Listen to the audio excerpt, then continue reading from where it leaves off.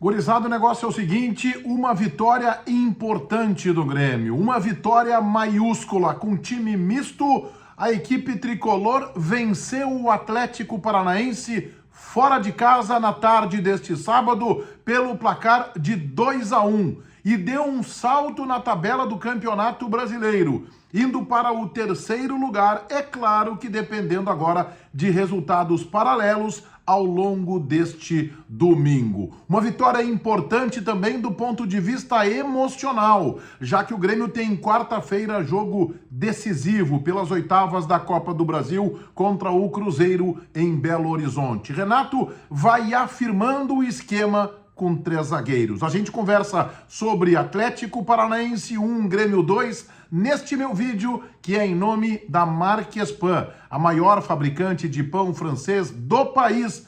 11 milhões do chamado pão cacetinho fabricados diariamente. Marquespan, empresa que investe no esporte e é patrocinadora oficial da dupla Grenal.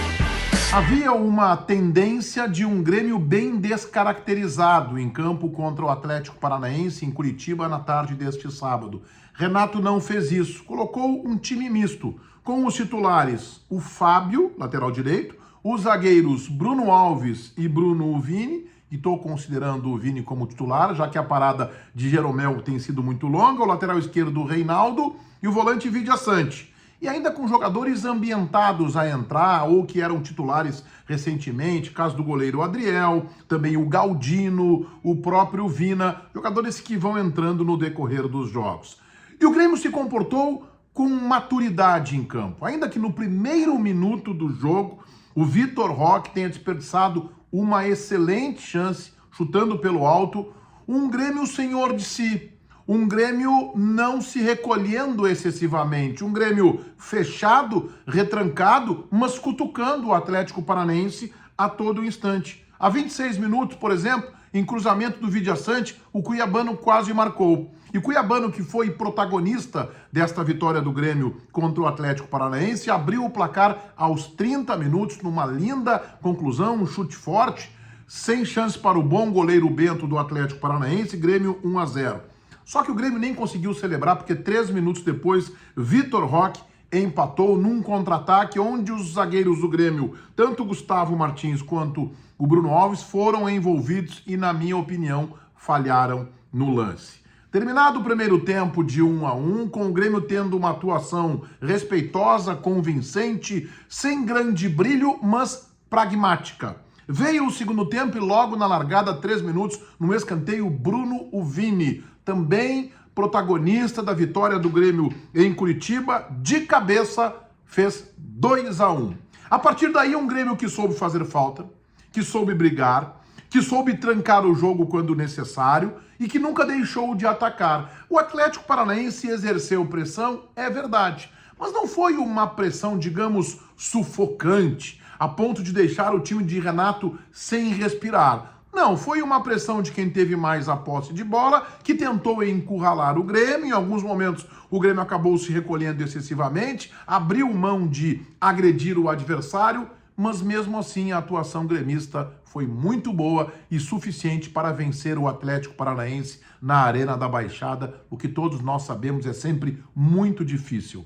3 pontos muito preciosos para o Grêmio, que deu um salto combinado com os 3 pontos do Clássico Grenal na tabela, estacionando na terceira colocação, pelo menos neste sábado. Mas o Grêmio vai ficar no pelotão de cima, conforme os resultados paralelos. O Grêmio vai ficar ali entre talvez 4º, 5º lugar, no máximo 6º ou 7º, há muitos jogos ainda, mas o Grêmio pulou para o pelotão de cima da tabela do Campeonato Brasileiro. Importante, Renato preservou e vai ter jogadores de volta pela Copa do Brasil contra o Cruzeiro na quarta-feira. Carbacho, Soares, Bitelo, Cristaldo e o retorno de Kahneman, que foi suspenso porque estava expulso no Grenal e, portanto, não jogou em Curitiba. Vitória importante do Grêmio também neste aspecto emocional e de confiança. E uma outra questão que deve ser analisada e que o Renato certamente vai refletir muito.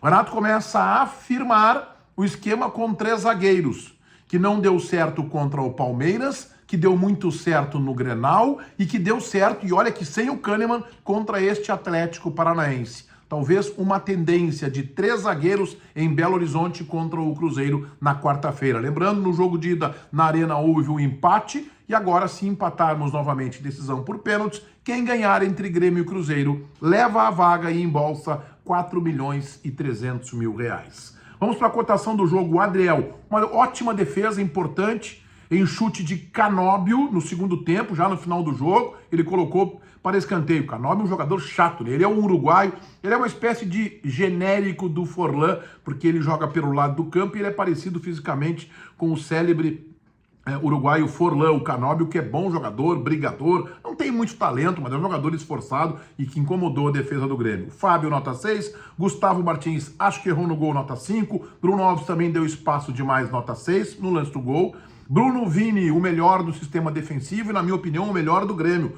Golaço de cabeça dando a vitória. Nota 8, Bruno Vini em tarde de Jeromel. Eu sei que é um exagero, mas ele foi muito bem e já havia ido bem no Grenal. Reinaldo, nota 6. Vidia Sante, nota 7. Mila, 5. Galdino, 5.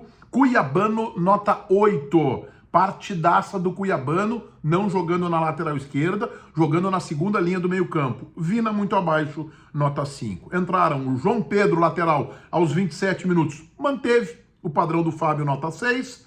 Lucas Silva, 33, nota 5. Natan Fernandes, o garoto que fez o gol no Grenal Sub-20 no começo da semana, entrou aos 39 sem nota, tentou se movimentar. Aos poucos o Renato vai apostando no garoto. Diogo Barbosa, aos 27, nota 4. Não consigo ver boas atuações do Diogo Barbosa. Não entrou no lateral, entrou no meio na posição do Cuiabano. E André, aos 33, nota 5. Para o Renato, uma vitória importante com time misto, preservando alguns jogadores, nota 8. Todo mundo inscrito no meu canal, ativando as notificações ali no sininho. Meu Instagram tá aqui, hein? Meneghetti Jornalista, aguardando a inscrição de vocês para a gente estreitar ainda mais a nossa relação no Insta Meneghetti Jornalista. O vídeo é para Marques Pan, a maior fabricante de pão francês, o pão cacetinho do país, 11 milhões fabricados diariamente. A Marques Pan investe no esporte e é patrocinadora oficial da dupla Grenal. Feitoria, gurizada. Vai, um abraço.